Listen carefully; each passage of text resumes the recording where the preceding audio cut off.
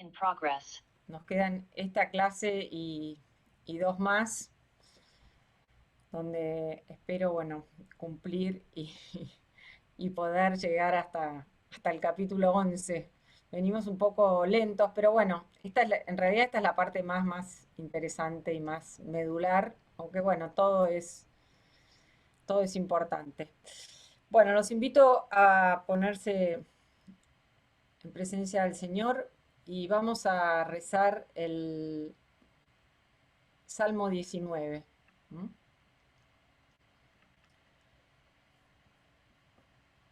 Que dice así. Bueno, en el nombre del Padre, del Hijo y del Espíritu Santo. Amén.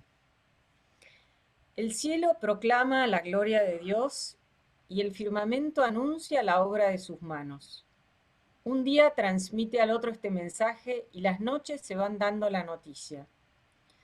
Sin hablar, sin pronunciar palabras, sin que se escuche su voz, resuena su eco por toda la tierra y su lenguaje hasta los confines del mundo. Allí puso una carpa para el sol, y éste, igual que un esposo que sale de su alcoba, se alegra como un atleta al recorrer su camino. Él sale de un extremo del cielo, su órbita llega hasta el otro extremo y no hay nada que escape a su calor. La ley del Señor es perfecta, reconforta el alma. El testimonio del Señor es verdadero, da sabiduría al simple. Los preceptos del Señor son rectos, alegran el corazón. Los mandamientos del Señor son claros, iluminan los ojos. La palabra del Señor es pura, permanece para siempre. Los juicios del Señor son la verdad, enteramente justos. Son más atrayentes que el oro más fino, más dulce, que la miel, más que el jugo del panal. También a mí me instruyen, observarlos es muy provechoso. Pero ¿quién advierte sus propios errores? Purifícame de las faltas ocultas. Presérvame además del orgullo, para que no me domine. Entonces seré irreprochable y me veré libre de ese gran pecado. Ojalá sean de tu agrado las palabras de mi boca y lleguen hasta ti mis pensamientos. Señor, mi roca y mi redentor. Padre bueno, te alabamos, te bendecimos, te adoramos, te glorificamos. Te damos gracias por este tiempo y este espacio para encontrarnos con tu palabra en el libro del Génesis.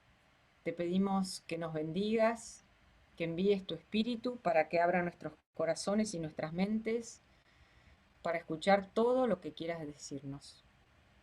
Te lo pedimos por tu Hijo Jesucristo, la palabra hecha carne. Gloria al Padre, gloria al Hijo, gloria al Espíritu Santo, como era en un principio, ahora y siempre, y por los siglos de los siglos. Amén. María, sede de la sabiduría, ruega por nosotros. En nombre del Padre, del Hijo y del Espíritu Santo. Amén. Fíjense que en este salmo tenemos eh, unida, digamos así, una alabanza a la creación y una alabanza a la ley. Es como que para Israel, eh, para el pueblo del Antiguo Testamento, la salvación que le llegaba por la ley y la creación no están separadas, son como las dos caras de una misma moneda, podríamos decir así. Y al final hay como algo personal, ¿no? Del salmista, que también es pertinente para lo que vamos a ver hoy, ¿no? Del tema este de Caín y Abel, ¿no? Pero fíjense lo que dice de la ley, ¿no? La palabra del Señor es pura, permanece para siempre. Los juicios del Señor son la verdad, enteramente justos. Ustedes supongo que muchas veces habrán escuchado decir que las historias estas del Génesis son como cuentitos, como el cuentito de Adán y Eva, el cuentito este, el cuentito el otro. Lo que espero que yo les pueda estar transmitiendo es que estas historias constituyen los fundamentos, los pilares de todo lo que nosotros, en el fondo, creemos. ¿En qué sentido? Bueno, obviamente son parte de la revelación, pero ¿qué significa que son parte? Cuando nosotros decimos que algo es verdadero, por un lado decimos porque se corresponde con lo real, esto que hablábamos de una verdad objetiva versus, no, tu verdad, mi verdad, esto que dijimos tantas veces en las clases, ¿no? Podríamos pensar en estas historias como una suerte de meta-verdad, como una primera verdad, a partir de lo cual nosotros juzgamos lo verdadero. ¿En qué sentido? Que nosotros, cuando partimos de que el mundo es creado, esto que, ¿se acuerdan que hablábamos la primera reunión que tuvimos, que decíamos esto de que Wittgenstein decía que, por un lado, está o la mística o el caos. O sea, o nosotros creemos que el mundo es verdadero y que por lo tanto esa verdad tiene esa creación, digamos así, tiene leyes tanto físicas, científicas, o científicas en el sentido de que nosotros podemos descubrirlas, también leyes morales que son tan o más fuertes que las leyes naturales, lo que nosotros llamamos las leyes naturales. Pero bueno, son la base a partir de lo cual nosotros juzgamos lo verdadero. Y muchas veces en el mundo contemporáneo hay como una cierta incoherencia, porque se dice, bueno, yo no creo en nada o no creo o sea, no creo que Dios creó el mundo, la creación es como algo que no. Pero bueno, está mal mentir, está mal robar, está mal matar. eh, Pero en el fondo, ¿quién pone esas leyes? ¿No? Entonces, bueno, esto que nosotros llamamos historias, que a veces pensamos que no tienen, como que no tienen ninguna importancia, en realidad son la base a partir de lo cual nosotros juzgamos lo verdadero. Es como que es como empieza a construirse después, obviamente, hay toda una historia, la revelación no termina acá, con con estas pequeñas historias, pero sí es como que estamos poniendo, son como los cimientos, los fundamentos, eso es lo que yo quisiera transmitirles. Em, y no quería irme, parece que no me puedo ir del tema este de Caín, perdón, de los primeros 3 capítulos del Génesis, ¿no? Pero yo les quería mostrar eh, cómo nosotros podemos ver esta historia del paraíso, Adán y Eva, cómo la podemos relacionar con toda la historia de la salvación, no solamente en el sentido de que son los cimientos, sino que me gustaría, esto es algo, esto que les voy a mostrar ahora es algo para contemplar después ustedes en sus, en sus hogares con tranquilidad, se los voy a mandar después se los mandamos por mail o por... pero se me ocurrió hacer lo siguiente. Espero que lo estén pudiendo ver. ¿Están pudiendo ver este cuadrito? A ver si lo puedo extender, hacer más grande. Sí, se ve, Sí, Luis. ¿se ve? Bueno.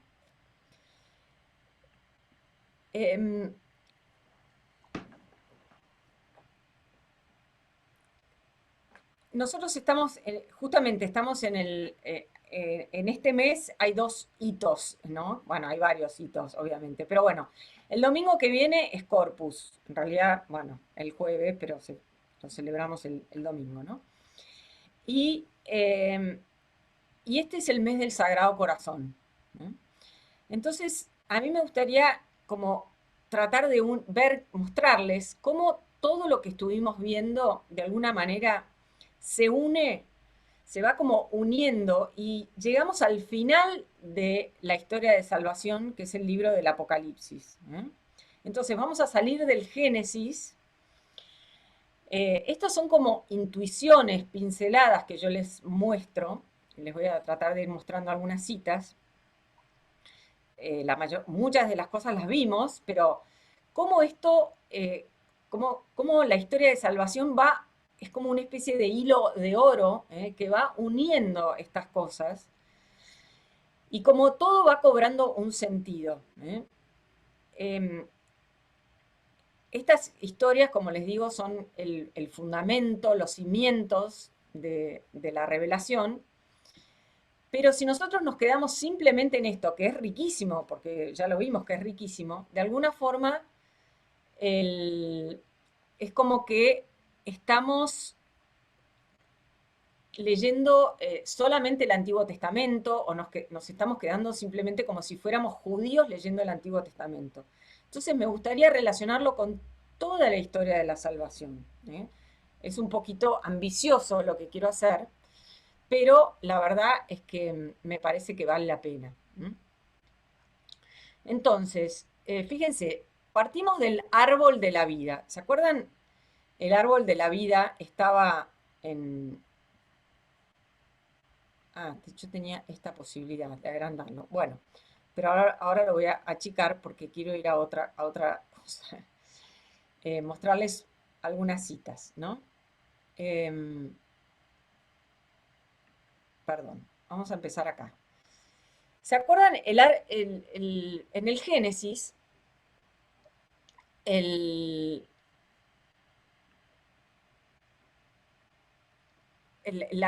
nosotros estamos como muy acostumbrados a fijarnos en la prohibición de no comer del árbol del conocimiento del bien y del mal. Pero en realidad, creo que lo expliqué varias veces, el mandato es ultra positivo. ¿En qué sentido? De todos los árboles del jardín pueden comer, excepto del árbol del conocimiento del bien y del mal. Pero sin embargo, hay un árbol que es muy importante, que es el árbol de la vida, que está incluido en esto, en realidad esto de comer del árbol de la vida, pero que nosotros tendemos como a olvidarnos de este árbol. Al final, ¿se acuerdan que esto es lo que quiero hablar con ustedes? En el momento en que Dios está por expulsarlos, ¿no? Dice, el hombre ha llegado a ser como uno de nosotros en el conocimiento del bien y del mal, no vaya a ser que ahora extienda su mano, tome también del árbol de la vida, coma y viva para siempre. Entonces expulsó al hombre del jardín de Edén para que trabajara la tierra de la que había sido sacado. Y después de expulsar al hombre, puso al oriente del jardín de Edén a los querubines y la llama de espada zigzagueante para custodiar el acceso al árbol de la vida. Entonces nos hemos despedido del árbol del conocimiento del bien y del mal, pero hay un árbol que ahora, ese árbol del conocimiento ya no aparece nunca más, pero sí está este árbol de la vida al cual Dios prohíbe el acceso. Y para eso pone estos querubines y una llama de espada zigzagueante. Cuando, fíjense, entonces, había como un mandato de comer, o sea, había que comer del árbol de la vida. Y se acuerda que yo les dije que el árbol de la vida, en realidad, precisamente lo que representa es el acceso a la vida divina. El hombre y la mujer en el paraíso tenían este acceso a esta vida sobrenatural, podríamos decir ahora, como una vida, la vida divina, a través, y esta historia nos lo presenta a través de la idea de este comer. Entonces había que comer del árbol de la vida. Ahora, a partir de que el hombre es expulsado del paraíso, se producen dos cosas. Ya no,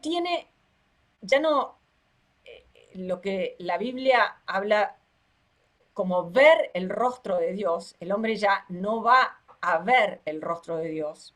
Y de hecho, durante todo el Antiguo Testamento, uno ve que el hombre anhela volver a ver el rostro de Dios. Y hay muchísimos salmos que así lo expresan. ¿Cuándo llegaré a ver tu tu rostro. Moisés, Elías, en el Horeb, que no pueden ver el rostro, nadie puede ver el rostro de Dios sin morir. Bueno, todas estas como imágenes que nosotros tenemos. O sea, por un lado, el hombre ya no va a ver el rostro de Dios y por el otro lado, ya no tiene acceso a este árbol de la vida. Y se lo impiden estos querubines.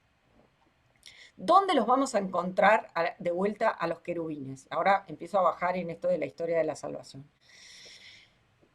¿Se acuerdan que a la salida, cuando el pueblo sale de Egipto, llega hasta el Sinaí y ahí va a celebrar esta alianza en la cual una de las cosas como signo de la alianza que ellos van a recibir es la ley.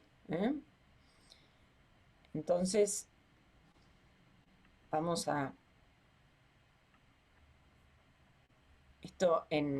Acá está el pueblo, digamos, reunido junto a Moisés en el Sinaí, y entonces recibe lo que nosotros llamamos las tablas de la ley.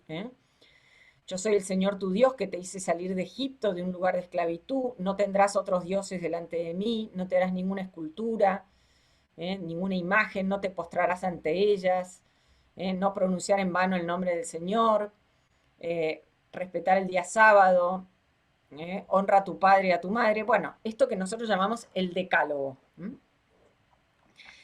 En este momento, Dios les da la ley, pero al mismo tiempo le va a pedir que construyan un santuario. ¿Y qué es lo que vamos a tener en el santuario este? Bueno, acá Dios minuciosamente le va a enseñar a Moisés cómo tiene que ser ese santuario. Entonces, le presenta de alguna forma, Moisés ve como este santuario del cielo, podríamos decir así, y él tiene que reproducir esto en la tierra. Y aquí yo les comenté que en el santuario, digamos, lo que después va a ser el templo, hay como etapas en la construcción en esta idea del templo. En primer lugar, mientras ellos sean un pueblo nómade, este templo va a ser un templo portátil, en la Biblia se llama el tabernáculo del desierto, que es una carpa, como igual que las carpas que ellos habitaban, pero que tiene forma de templo, y tiene como dos habitaciones el templo, una que se llama el Santo, que es es cuadrangular, digamos así, perdón, sí, es un rectángulo, y eso es lo que se llama el Santo, ahí está bueno, se lo voy a mostrar acá, porque lo teníamos acá, acá estamos en el Santo, y acá, esto que es un cubo perfecto, donde están estos querubines, es el Santo de los Santos, y acá está el Arca de la Alianza, y adentro del Arca de la Alianza están las tablas de la ley. Entonces, fíjense lo que estábamos en las indicaciones que Dios le da a Moisés, dice, en el arca pondrás las tablas del testimonio que yo te daré, es decir, las tablas de la ley, harás una tapa de oro puro, bueno, y le forjarás a martillo 2 querubines de oro macizo. El primer querubín estará en un extremo y el segundo en el otro, y lo harás de tal manera que formen una sola pieza. Es decir, volvamos al símbolo de la expulsión del paraíso. El acceso al árbol de la vida, que era esta vida sobrenatural, ahora está impedida por los querubines, que los volvemos a encontrar en el templo. ¿Haciendo qué cosa? Custodiando la ley. Entonces, ¿cuál es el símbolo acá? Es la ley. Ahora, esta vida, la ley, que es esta enseñanza sobre cómo vivir la vida, ahora en un medio que ya no es el paraíso, donde no estamos, donde no tenemos la presencia de Dios, sino que ahora Dios habita en el templo, pero evidentemente no hay un cara a cara con Dios. La ley es esta forma de vivir, nos enseña a, a raíz del pecado de Adán y Eva, esto que nosotros llamamos el pecado original, se desata una serie de realidades en el corazón del hombre que ahora necesitamos de la ley para poder vivir bien, para poder vivir la vida verdadera. Pero ya no tenemos acceso al árbol de la vida en el cual, o sea, quiero que entiendan el símbolo. ¿Qué sucedía? Yo comía del árbol de la vida y entonces ya estaba viviendo la vida bien. Ahora yo ya no tengo acceso al árbol de la vida. Entonces el acceso a Dios es a través de esta ley mediada por el culto. Bueno, pero esto no es suficiente, porque una y otra vez, si uno mira la historia de Israel, Israel cae en la idolatría, abandona la alianza. Ahora no lo podemos ver, pero bueno, esto sucede una y otra vez. Entonces, llega un momento en la historia de la salvación en la cual Dios les promete una nueva alianza, que es lo que quisiera ver ahora. Hay una promesa de la nueva alianza que vamos a verla en el profeta Jeremías. Jeremías 31:31. Dice así: llegarán los días, oráculos del Señor, en que estableceré una nueva alianza en la casa de Israel y la casa de Judá. No será como la alianza que establecí con sus padres el día en que los tomé de la mano para hacerlos salir del país de Egipto. Mi alianza que ellos rompieron, aunque yo era su dueño, oráculo del Señor. Esta es la alianza que estableceré con la casa de Israel después de aquellos días. Pondré mi ley dentro de ellos y la escribiré en sus corazones. Yo seré su Dios y ellos serán mi pueblo. Y ya no tendrán que enseñarse mutuamente diciéndose el uno al otro, conozcan al Señor, porque todos me conocerán, del más pequeño al más grande, porque yo habré perdonado su iniquidad y no me acordaré más de su pecado. Bueno, entonces, esta promesa de la nueva alianza, ¿cuándo se va a cumplir? Volvemos nuevamente a mi dibujito. Tenemos la promesa de la nueva alianza que esto les adelanto, porque ahora vamos a ver. Esto se hace realidad en Jesús. La nueva alianza se hace realidad en Jesús. Ahora vamos a ver el texto pertinente, ¿no? Pero nosotros como pueblo de la nueva alianza, podemos decir que esta promesa de que ya nadie tendrá que instruirse el uno al otro, de que tendremos la ley inscripta en el corazón, este perfecto conocimiento de Dios, es como un gozo de la voluntad de Dios. ¿Podemos decir que se ha cumplido en nosotros? Yo pienso que no. Pienso que verdaderamente el lugar donde se cumple la nueva alianza es en el corazón de Jesús. Esto que vamos a celebrar ahora del mes del Sagrado Corazón, bueno, llévenselo con ustedes porque esta reflexión creo que nos va a ayudar a ver esta realidad de lo que significa el corazón de Jesús. Pero vamos a ver en qué momento, digamos, por qué nosotros decimos que en Jesucristo se hace realidad esta promesa de la nueva alianza. Acá estamos leyendo la última cena en la versión de Lucas, ¿no? Donde dice: he deseado ardientemente comer esta Pascua con ustedes antes de mi pasión, porque les aseguro que ya no la comeré más hasta que llegue a su pleno cumplimiento en el reino de Dios. Y tomando una copa, dio gracias y dijo, tomen y compártanla entre ustedes, porque les aseguro que desde ahora no beberé más del fruto de la vid hasta que llegue el reino de Dios.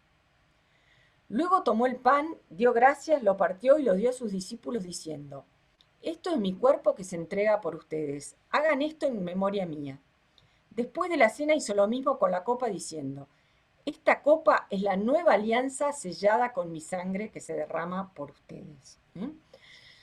Van a ver que el domingo, en las lecturas de Corpus, nosotros vamos a leer esto de es la nueva alianza sellada con mi sangre que se derrama por ustedes, como lo dice Pablo en la carta a los Corintios, la versión de Pablo, que él dice que él ha recibido esto desde antiguo. Entonces, esta promesa de la nueva alianza se hace realidad en Jesús, en la cruz. Acá tenemos las palabras que acompañan el sacrificio de la cruz, con el cual se sella esta nueva alianza, pero, como les digo, la realidad de la nueva alianza, el lugar verdaderamente el lugar de la realización de la nueva alianza, la fuente donde verdaderamente se cumple, es en el corazón de Jesús. Esto de que les voy a dar un nuevo corazón, se cumple verdaderamente en el corazón de Jesús.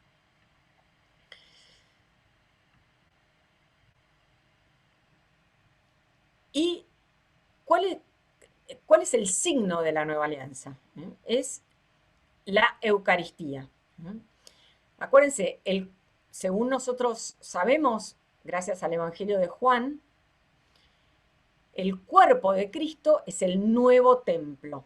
Vamos a ver la cita pertinente. Perdón. Este es el momento en que en el Evangelio de Juan Jesús expulsa a los vendedores del templo y le preguntan, ¿con qué autoridad haces esto? Y él les dice, destruyan este templo y en 3 días lo volveré a levantar. Los judíos le dijeron, ¿han sido necesarios 46 años para construir este templo y tú lo vas a levantar en 3 días? Pero él se refería al templo de su cuerpo. Por eso, cuando Jesús resucitó, sus discípulos recordaron que él había dicho esto y creyeron en la Escritura y en la palabra que había pronunciado. Entonces, volvemos a nuestro dibujito. El cuerpo de Cristo es este nuevo templo. Y ahora, ¿qué es lo que se nos ordena? ¿Cuál es el mandato? Ahora sí, antes se nos prohibía comer. Fíjense, el hombre comiendo, digamos así, se condena, comiendo del árbol del conocimiento del bien y del mal. A raíz de eso tiene que dejar de comer del árbol de la vida. Viene todo el tema de el don de la ley, la alianza en el Sinaí, el templo, la ley mediada por el culto, la promesa de la nueva alianza, que decimos que verdaderamente se cumple en el corazón de Jesús, el cuerpo de Cristo como nuevo templo, y ahora nosotros de vuelta viene el mandato de comer. El que no come mi cuerpo y bebe mi sangre no tiene vida eterna, dice Jesús. Y fíjense, no solamente el arca de la alianza estaba custodiada por los querubines, sino que el velo del templo, que también ellos tenían que construir de acuerdo con lo que Dios les mandaba, el velo también tenía estos querubines.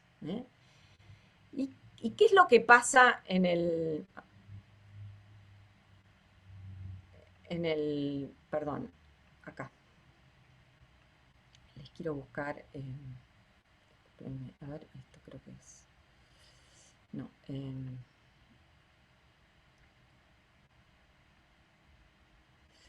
fíjense cómo indica Dios a Moisés cómo tiene que hacer el velo. Harás asimismo un velo de púrpura, violeta y escarlata.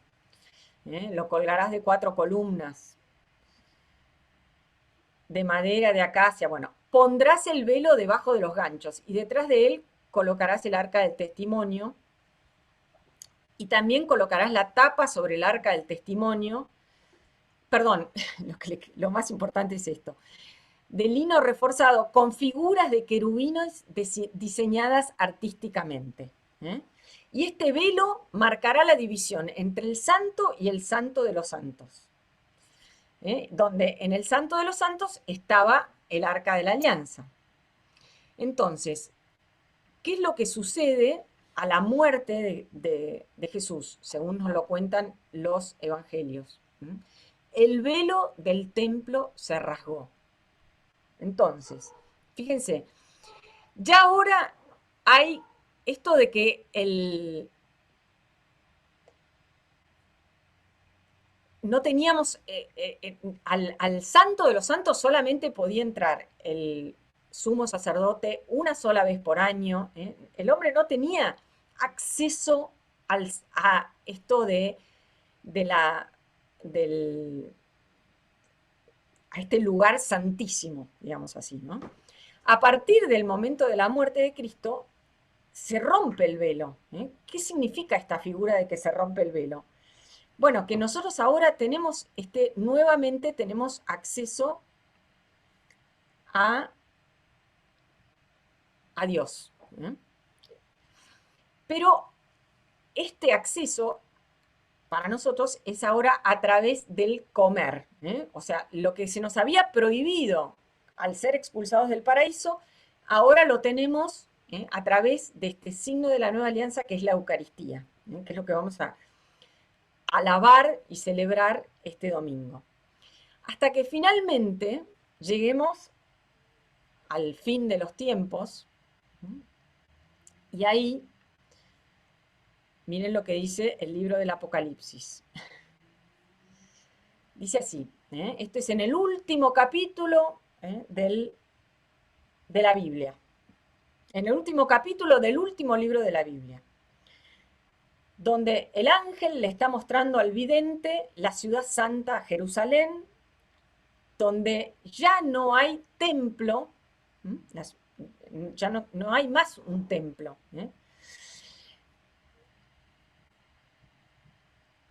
Y dice así, después el ángel me mostró un río de agua de vida, claro como el cristal, que brotaba del trono de Dios y del Cordero, en medio de la plaza de la ciudad. A ambos lados del río había árboles de vida que fructificaban 12 veces al año, una vez por mes, y sus hojas servían para curar a los pueblos. Ya no habrá allí ninguna maldición, el trono de Dios y del Cordero estará en la ciudad y sus servidores lo adorarán. Ellos contemplarán su rostro y llevarán su nombre en la frente. Tampoco existirá la noche, ni les hará falta la luz de las lámparas, ni la luz del sol, porque el Señor Dios los iluminará, y ellos reinarán por los siglos de los siglos. Bueno, con esto termino esta pequeña invitación a que de alguna forma ustedes puedan unir esta historia, esto que llamamos la historia del primer hombre y la primera mujer, el tema del pecado original, la prohibición de poder entrar al paraíso que implica no tener acceso al árbol de la vida y no tener acceso al rostro de Dios.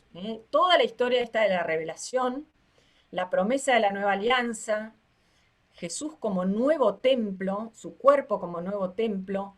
Ahora sí tenemos que volver a comer, y ahí tenemos acceso a la vida eterna y después tenemos la plenitud. Volvemos a poder comer del árbol de la vida al final, en los tiempos, lo que llamamos los tiempos escatológicos. Ya no necesitamos el templo como mediación, no necesitamos la ley como mediación, y ni siquiera necesitamos la Eucaristía como mediación. Tenemos acceso al árbol de la vida que representa la vida misma de Dios. Nosotros ahora tenemos una participación de la vida divina a través de la gracia que nos dan los sacramentos, pero plenamente lo vamos a vivir en esta otra vida a la que estamos llamados. ¿Mm? Bueno, esto les quería, después les voy a mandar este, mm, este cuadrito, no sé, que inventé, pero que me gustaba porque me parece como que une todas estas cosas que estuvimos viendo. Y me parece muy importante que podamos relacionar en la historia de la salvación toda la historia de la salvación, que no nos, o sea, cada una de estas cosas tiene una inmensa riqueza, pero si nosotros logramos unirlas, vemos como la Biblia, en realidad más que la Biblia, como el mensaje que Dios nos quiere dejar a través de la revelación de la Sagrada Escritura, es profundamente coherente, ¿eh? Como que podemos unir todas estas instancias. ¿Mm? Hay muchas formas de unirlas, pero una es esta. ¿Eh? Una forma de unirlas es esta. Bueno, ahora sí, vamos a la historia de Caín y Abel. Eh,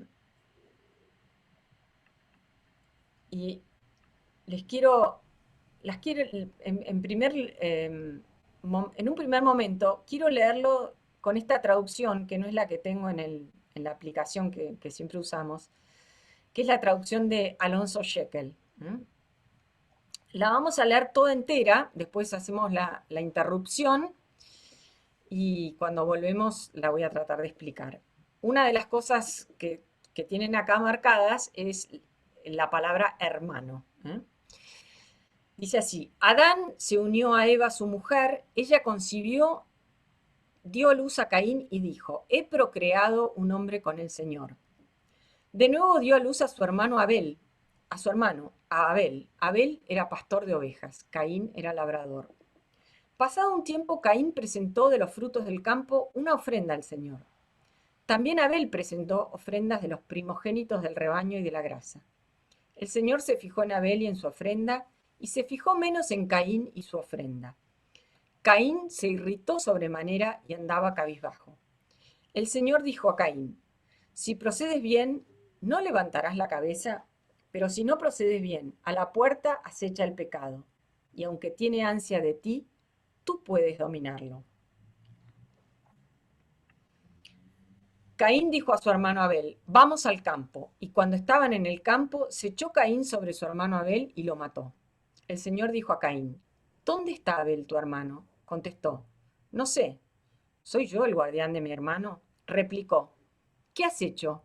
La voz de la sangre de tu hermano clama a mí desde la tierra.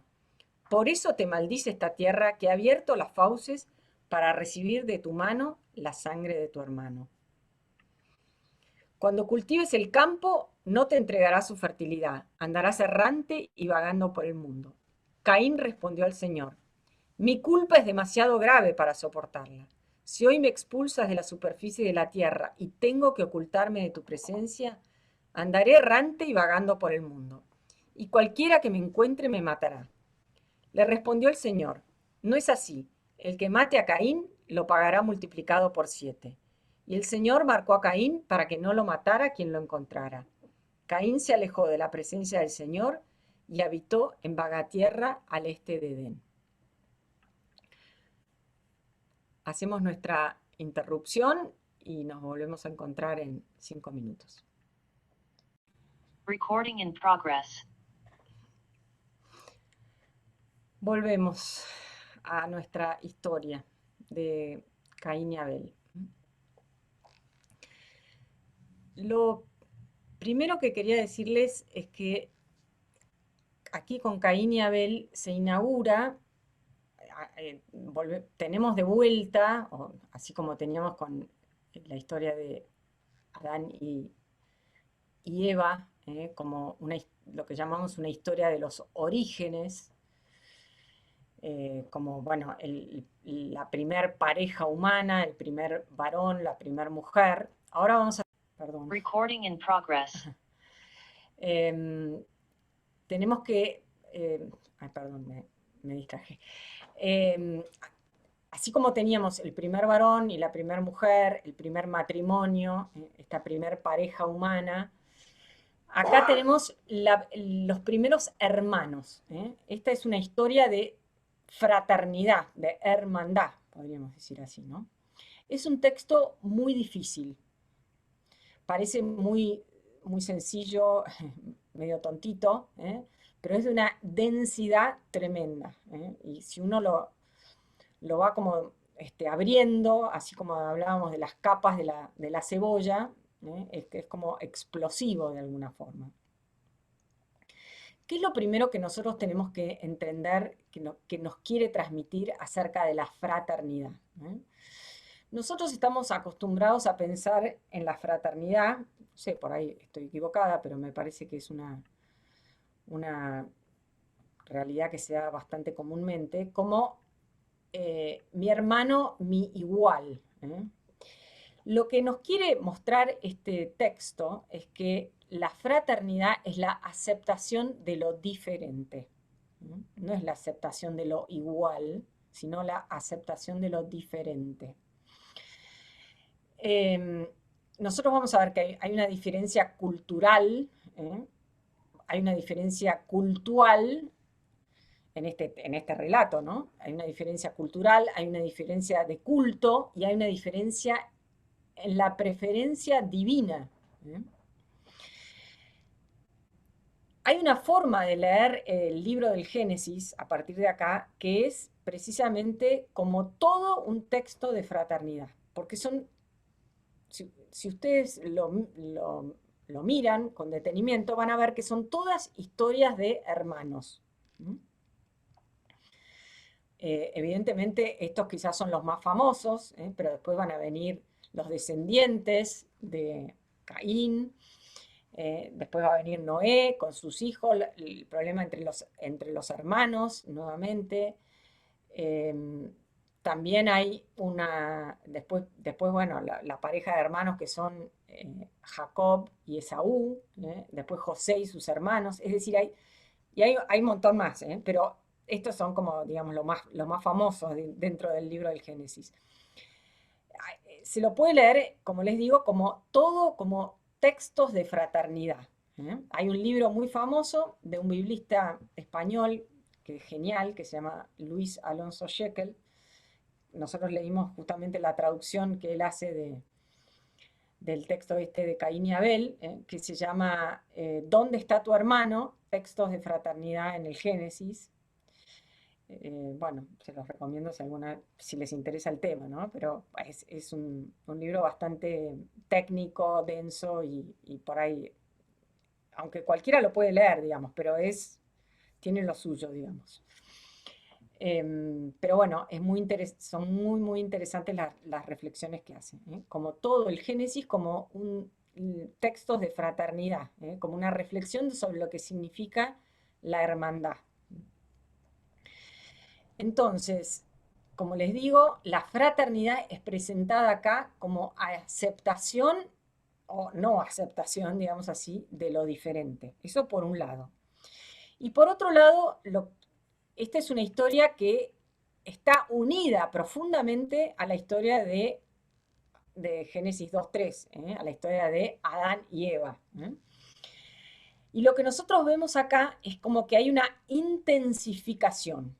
Entonces, lo que nosotros llamamos el pecado original, que decimos que es esta herida de la naturaleza que se produce a partir del pecado de nuestros primeros padres y que se transmite de padres a hijos, nosotros lo vemos acá de un modo gráfico. ¿En qué sentido?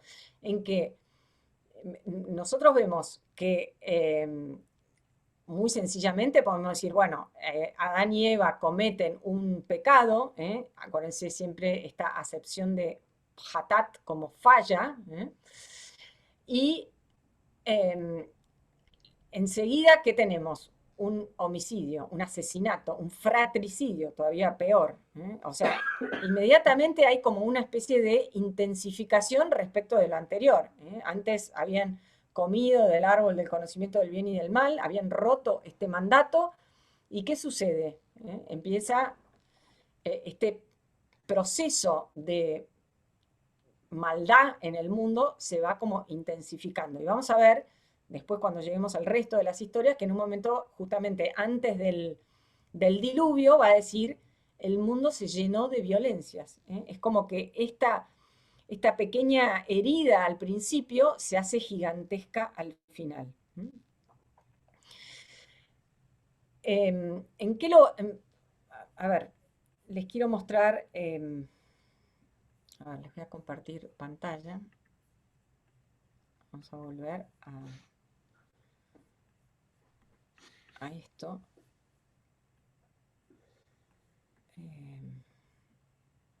Perdón.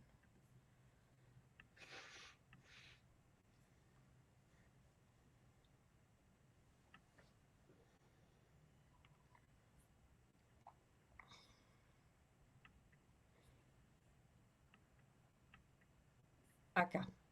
Bueno, fíjense.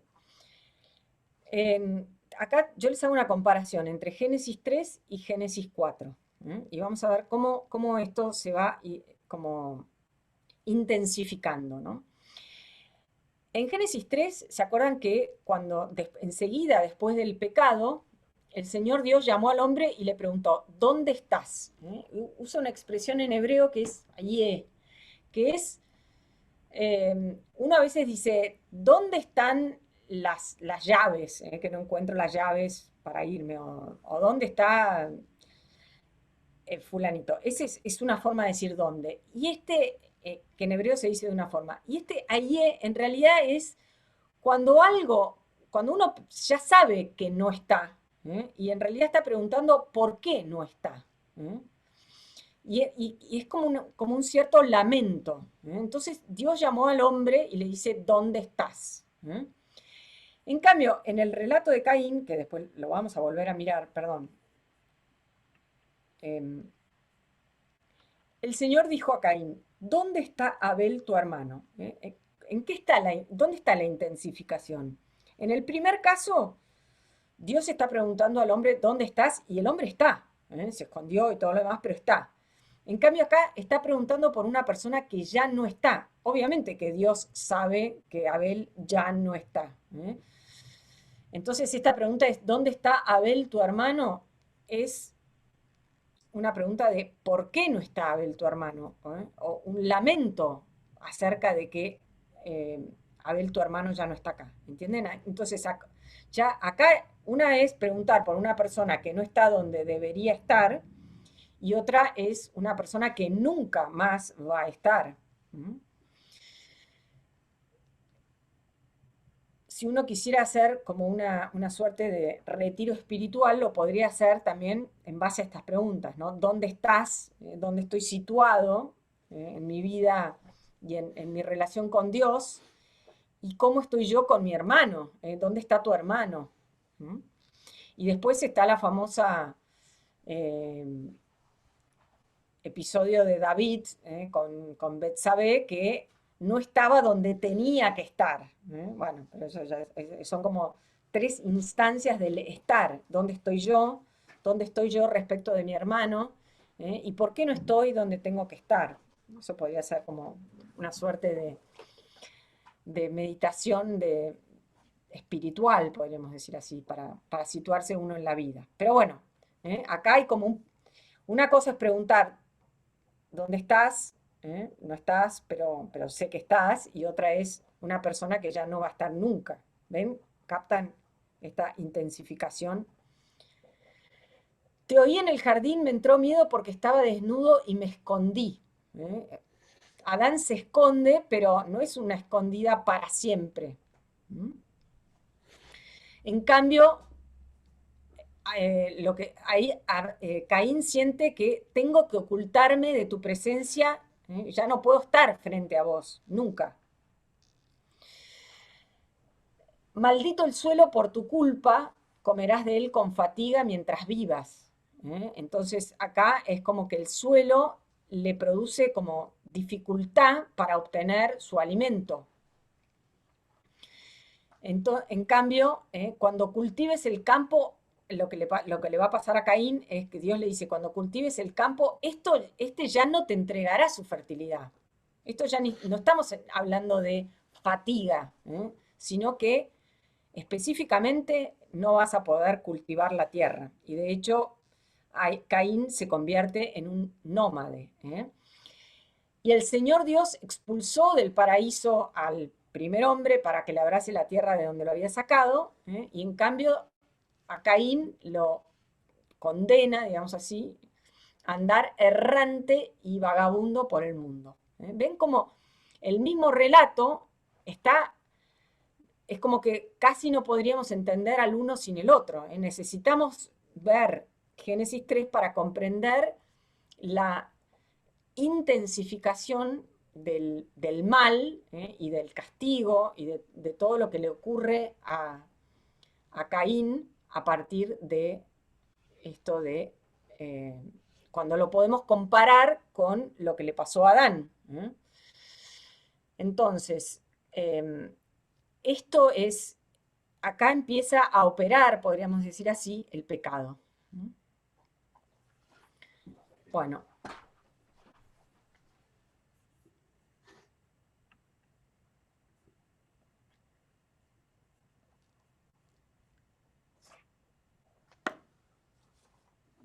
Benedicto de Auschwitz, ¿dónde estabas? ¿Por qué callaste? Quiero volver a... ¿Dónde tengo el...? Perdón, esto. Vamos a volver al... Acá estamos... perdón. ¿Están viendo el texto bíblico? Espero que sí, ¿o no? Sí. Sí. Bueno. Bueno, entonces, quiero volver de vuelta a Génesis 4, pero ahora se los voy a mostrar en, ya no la traducción de Alonso. Perdón, estamos acá, ¿no?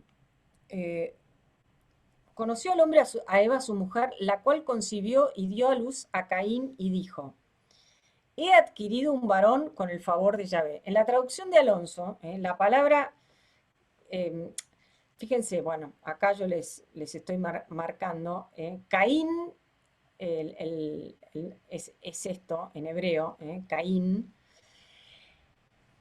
que es un nombre propio, o sea, como en realidad hay como varias acepciones, que la más pertinente no es he adquirido, sino he creado, porque lo que hace Eva es, ella como que siente como el asombro de la vida. He adquirido un varón, no, es como me lo compré. Algunos, bueno, dicen que acá hay como todo un tema de la posesión, pero en realidad yo acá lo sigo, sigo más la traducción de Alonso, ¿no? Que dice: he procreado un varón con el favor de Yahvé. ¿Por qué dice he adquirido? Porque así como teníamos Caín, tenemos esta palabra caniti. Acá hay como un juego de palabras en hebreo que se nos escapa. Es como que podríamos decir, y dio a luz a criatura, con mayúscula, como si criatura fuera un nombre propio, y entonces ella dijo: he procreado, ¿entiendes? Sería el juego de palabras, un varón con el favor de Yahvé. Volvió, pero entonces, acá tenemos, fíjense, los antiguos decían, nomen est omen, es como que tu nombre es tu destino, de alguna forma. Bueno, entonces Caín tiene como este nombre fuerte de criatura, y vamos a ver que el nombre de Abel, Hevel, en hebreo, en realidad quiere decir soplo.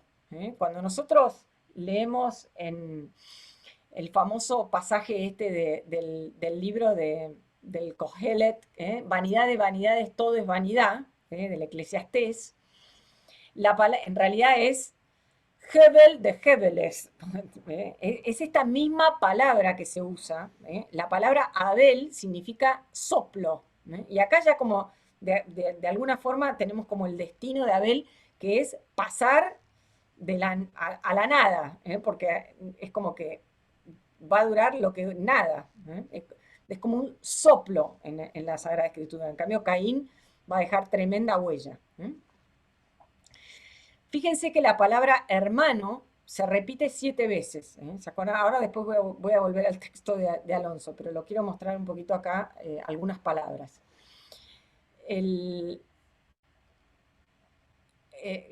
Lo que está recalcando acá, Abel no es otra cosa que el hermano de Caín.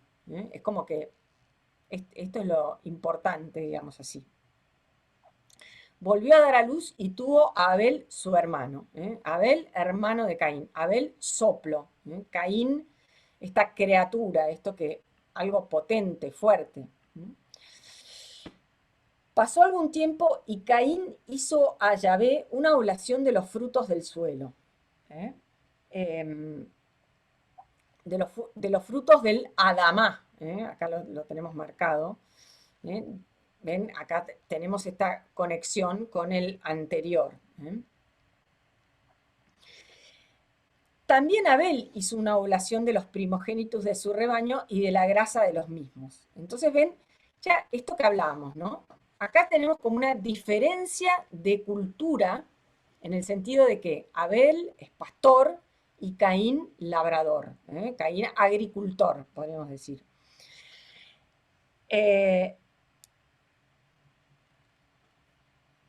Evidentemente hay algo, siempre hay como una especie no sé si la palabra es pelea, pero hay como un enfrentamiento entre estas dos culturas, el pastor y el agricultor. El pastor está acostumbrado a que sus ovejas pasten por todos lados y en cambio el labrador necesita cercar su tierra para que las ovejas del pastor no le vayan a comer lo que él ha sembrado, ¿no? Entonces es como que estas dos culturas ya desde siempre, de alguna forma, están un poquito enfrentadas. Y después tenemos este clash, podemos decir, este enfrentamiento de culto. Caín hizo a Yahvé una oblación de los frutos del suelo. También Abel hizo una oblación de los primogénitos de su rebaño y de la grasa de los mismos. A ver, vamos a volver a ver a la traducción de Alonso. A ver si puedo volver. No, tengo que salir de esta, porque verdaderamente es mucho más linda.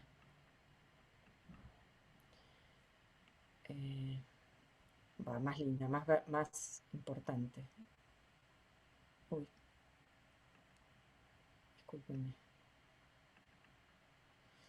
Bueno. ¿La están viendo? Sí, Luisa. Gracias. Bueno. Abel era pastor de ovejas y Caín labrador. Pasado un tiempo, Caín presentó de los frutos del campo una ofrenda al Señor. También Abel presentó ofrendas de los primogénitos del rebaño y de la grasa. El Señor se fijó en Abel y en su ofrenda, y se fijó menos en Caín y su ofrenda. Caín se irritó de sobremanera y andaba cabizbajo. El Señor dijo a Caín: si procedes bien, ¿no levantarías la cabeza? Pero si no procedes bien, a la puerta acecha el pecado, y aunque tiene ansia de ti, tú puedes dominarlo. Tenemos como una descripción así de lo que está ocurriendo, y después tenemos como el centro de todo el capítulo, son estos diálogos que se dan entre el Señor y Caín. Entonces, ya los antiguos se preguntaban, bueno, ¿cuál es el problema acá? Podríamos decir el elefante en el ropero. Hay algo que nos hace como ruido acá. ¿Cuál es el tema más grave de todo lo que está pasando acá? Es el hecho de que aparentemente Dios, aparentemente y no tan aparentemente, Dios prefiere a Caín, prefiere la ofrenda de Abel y no prefiere, y no le gusta tanto, digamos así, la de Caín. Entonces, hay estas tres cosas que yo les marcaba, una diferencia cultural, pastor, labrador, una diferencia cultural, uno ofrece los frutos del campo y otro ofrece los frutos, los primogénitos de su rebaño, o sea que implica derramamiento de sangre, hay como una diferencia cultural, a pesar de que las dos son importantes en Israel, no es que solamente se hacían sacrificios de sangre, sino que se hacían sacrificios de sangre y sacrificios se llamaban como de cereales, o sea, se ofrecían también, las primicias se llamaban. Y eran también muy importantes. Pero bueno, acá como que tenemos estas dos diferencias, pero además tenemos esta diferencia tremenda de el tema este de que Dios se fijó menos en Caín y se fijó en Abel y su ofrenda. La palabra que usa, a veces dice, el Señor miró la ofrenda, pero mirar en hebreo la palabra es ra, y acá usa otra palabra para mirar que implica como un acto más contemplativo.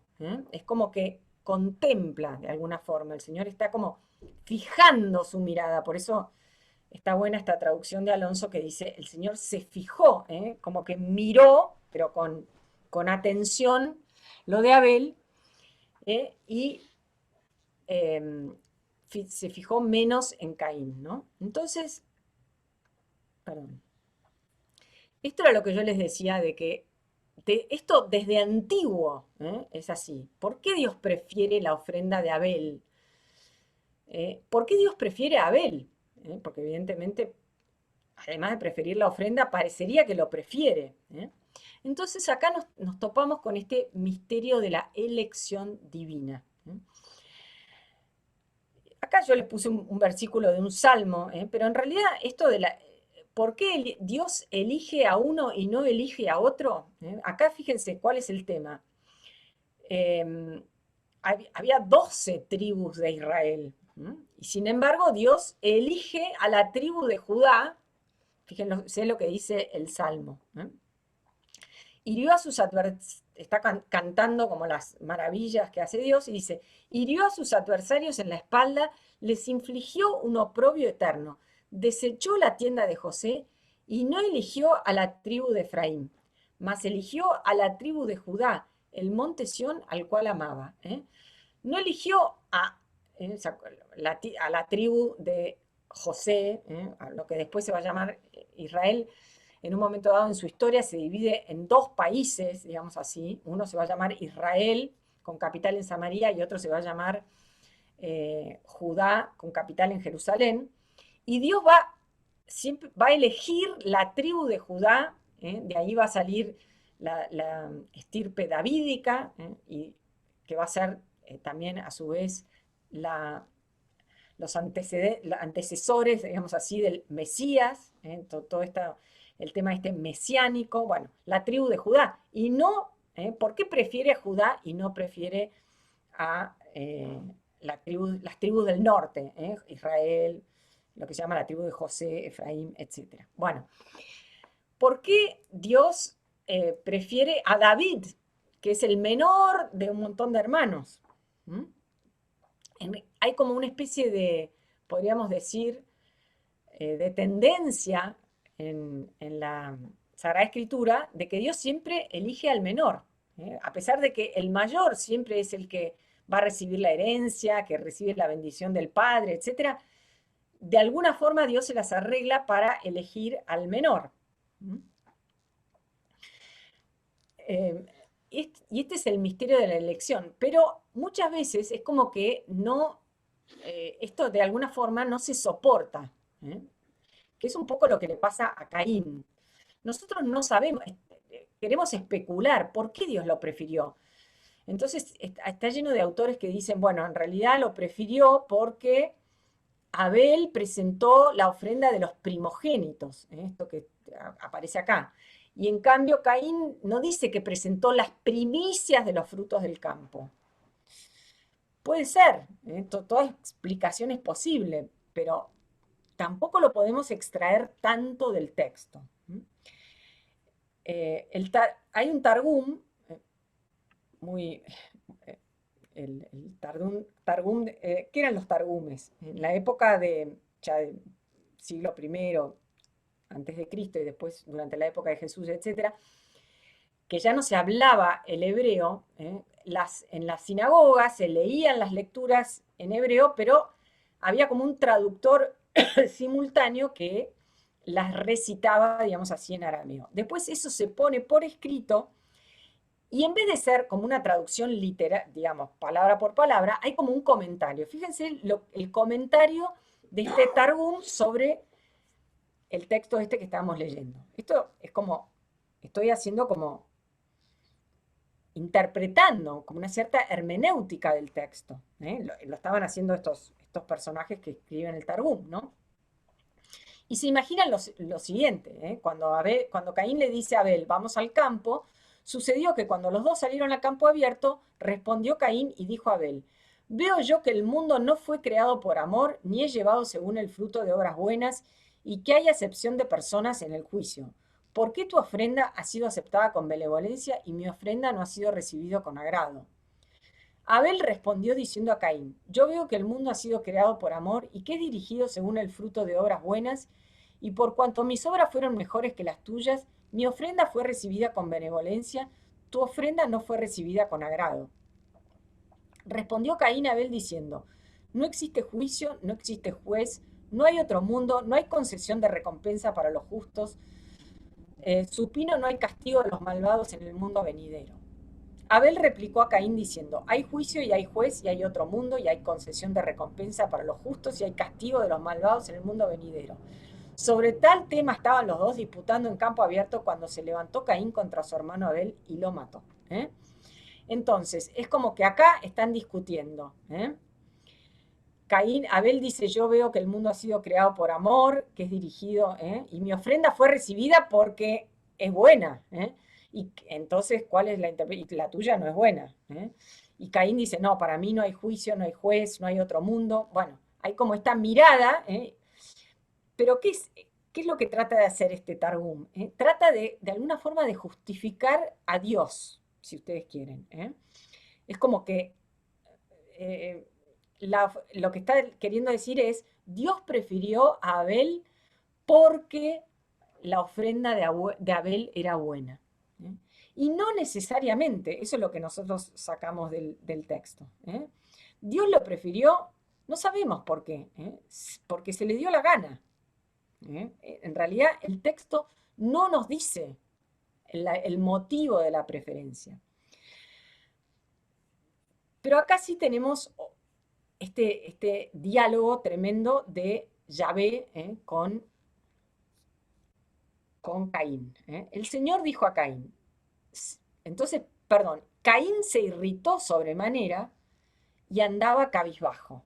Fíjense qué penetración psicológica que tiene el texto. Es como que nosotros podemos entenderlo perfectamente. O sea, si un padre, ¿no?, prefiere al otro hijo, y nosotros no sabemos bien por qué, ¿no?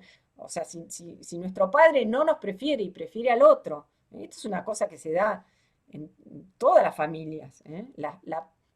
A veces hay situaciones muy desgraciadas, donde la preferencia del padre provoca la ira de los demás. Por ejemplo, si nosotros leyéramos la historia de José y sus hermanos, vemos que Jacob prefería a José y le daba y lo mostraba tan abiertamente que produce este odio en los hermanos. Bueno, entonces, pero nosotros no sabemos, vuelvo a decir, no sabemos cuál es la razón por la cual esta elección divina, por qué a Dios le gusta la ofrenda de Abel y no la de Caín. Acá no está hablando, fíjense, tampoco el texto nos dice el Señor quería más a Abel que a Caín. Está hablando de las dos ofrendas. Pero Caín se irrita y anda cabizbajo. ¿Y qué es lo que le dice? Si procedes bien, no levantarías la cabeza, pero si no procedes bien, a la puerta acecha el pecado. En realidad, es como nosotros hay como varias maneras de interpretarlo. ¿No es cierto que si obras bien podrías alzar la cabeza? Dice la otra traducción. Acá, si procedes bien, no levantarías la cabeza. Es como que, de alguna forma, una forma de mirarlo, medio tonta, sería pensar en Dios como, como si Dios fuera una lata de galletitas. Entonces, si sos bueno, te voy a dar una galletita de la lacta, te voy a recompensar. Pero en realidad Dios no le está diciendo esto, no le está diciendo, sé buenito, y Dios te va a recompensar, sino que le está diciendo otra cosa. Si procedes bien, no levantarías la cabeza, pero si no procedes bien, a la puerta acecha el pecado.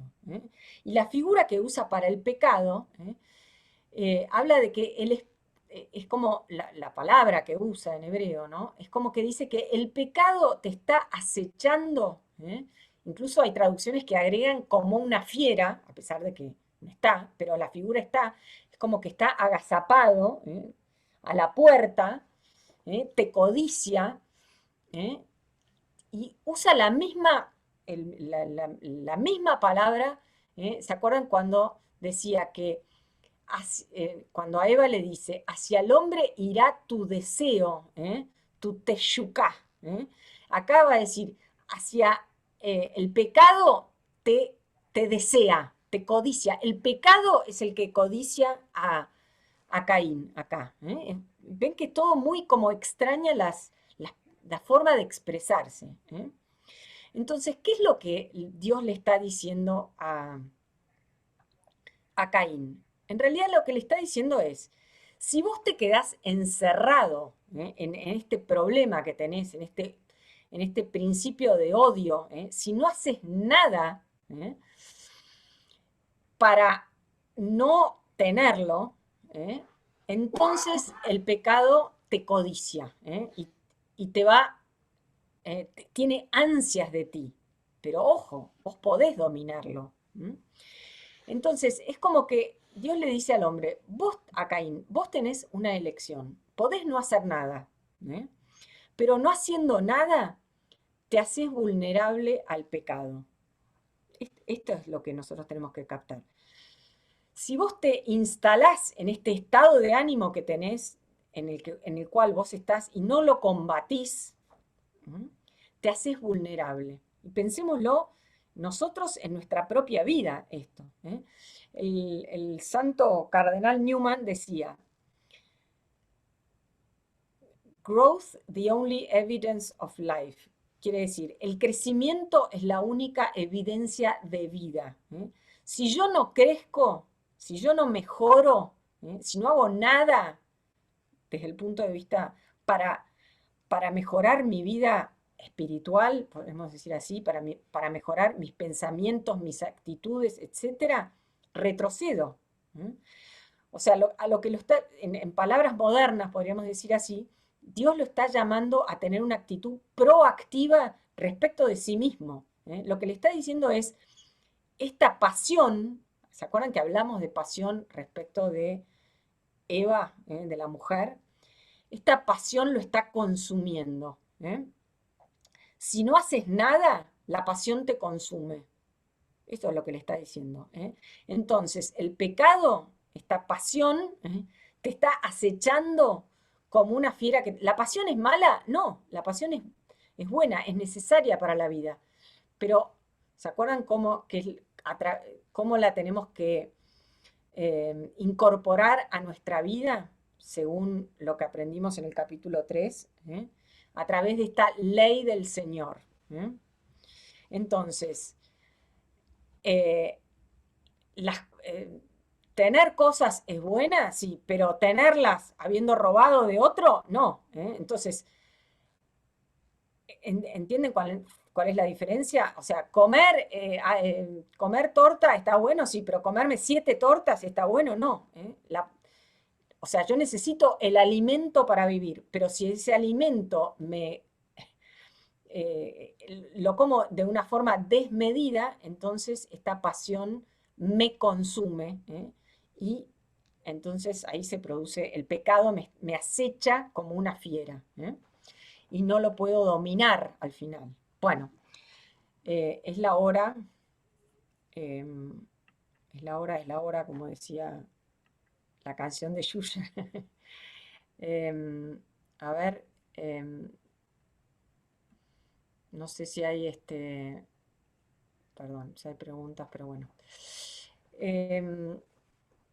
Vamos a dejar acá y la próxima vez vamos a seguir con, vamos a tratar, bueno, vamos a tratar, no, vamos a terminar la historia de Caín y Abel y vamos a pasar, necesitamos llegar al arca de Noé, ¿eh? Así que bueno, les prometo que la próxima vez, no, por lo menos nos vamos a embarcar en el arca de Noé. Alguien pregunta, ¿se puede hacer preguntas? Sí, se puede hacer preguntas. No sé qué es lo que querés preguntar, Edgar. Pregúntame. No sé si te lo voy a poder responder, pero estoy leyendo acá el chat, ¿no? Y si no, la podés mandar al mail y la trato de contestar en la próxima clase, ¿eh? Porque ya es la hora, veo que son las 9. Bueno, falta un minuto, no sé. No, lo podés preguntar por a ver, déjame ver a ver si, porque tenemos puesto una cosa que, a ver, te voy a buscar, discúlpame. A ver si te puedo sacar el micrófono. A ver. Hola, Hola, hola, hola, Sí, Luisa. sí. Soy soy Alberto de Alberto de Ecuador. Ecuador. Ajá. Gracias por este Por este espacio, espacio, por compartir los compartir los conocimientos. A mí conocimientos. me A mí queda me queda una una duda duda, ahorita cuando tú ahorita cuando decías tú por decías qué por qué Dios Dios escogió la escogió ofrenda la de ofrenda de Abel y la Abel de y la Caín. de Caín. Es que, Es que, así como está así en el como está en el Génesis, Génesis, yo creo yo que creo que si nos si quedamos nos con esa quedamos con esa imagen, imagen, sería como un sería padre como un muy padre muy injusto, injusto, ¿no? Como que como tiene que sus tiene sus preferidos. preferidos. Y bueno, y Y bueno, y aunque puede ser que en la puede vida ser que en la real vida pase real eso, pase que eso, hayan que padres que hayan tengan padres que tengan preferidos en los preferidos en hijos. los hijos.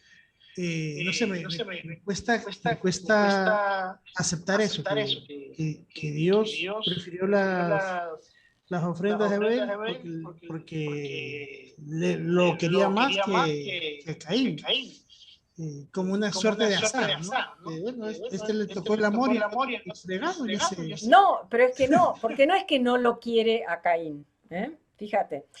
O sea, yo creo que si tuviera que decir una explicación, diría que aparentemente Abel está dando todo, dando lo mejor de sí mismo, y quizás Caín no está dando lo mejor de sí mismo.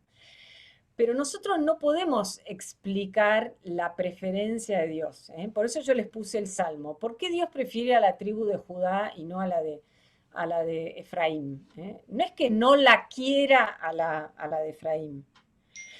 Porque, fíjate, una cosa mucho más fuerte, ¿eh? Nosotros tenemos los 12 apóstoles y sin embargo tenemos un discípulo amado, ¿eh? Al que amó más que a Pedro. Dentro de los discípulos tenemos como un pequeño círculo, que son Pedro, Santiago y Juan. Si uno lee el Evangelio, ve que siempre en la transfiguración, en la oración en el huerto y en muchas ocasiones, Pedro, Santiago y Juan son como los elegidos, como dice un hijo mío, en cada grupo de WhatsApp hay otro subgrupo de preferidos, no sé, que se prefieren. Nosotros en nuestra casa, por ejemplo, tenemos un grupo, las mujeres, entonces los varones se enojan y dicen, ¿por qué nosotros no estamos en el grupo? Y dice, bueno, es medio obvio, ¿por qué no estás?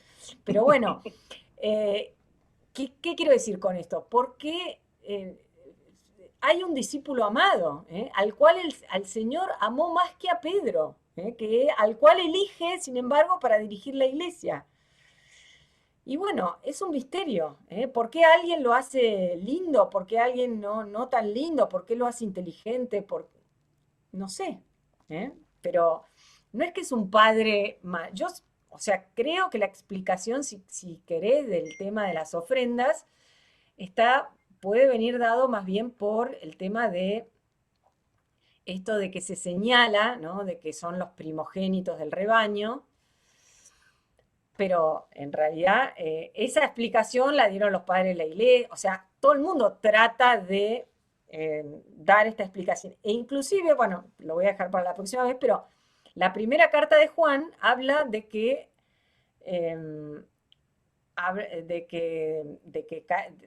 de las obras malas de Caín, pero malas antes del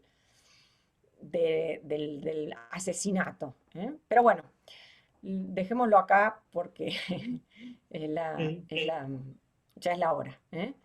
De todas maneras, si me quieren hacer alguna pregunta, la pueden hacer al mail de Cursos Bíblicos y la próxima vez la trato de contestar. Y yo siempre digo lo mismo, yo no tengo todas las respuestas. Y a mí el texto este de Caín y Abel también me suscita muchísimas preguntas y muchísimas dudas. Y trato de estudiarlo para ver desvelarlo. Bueno, que Dios los bendiga, que tengan una buena semana. Y los que están en la Argentina tenemos un feriado extra largo. Que descansen y nos veremos el miércoles que viene si Dios quiere.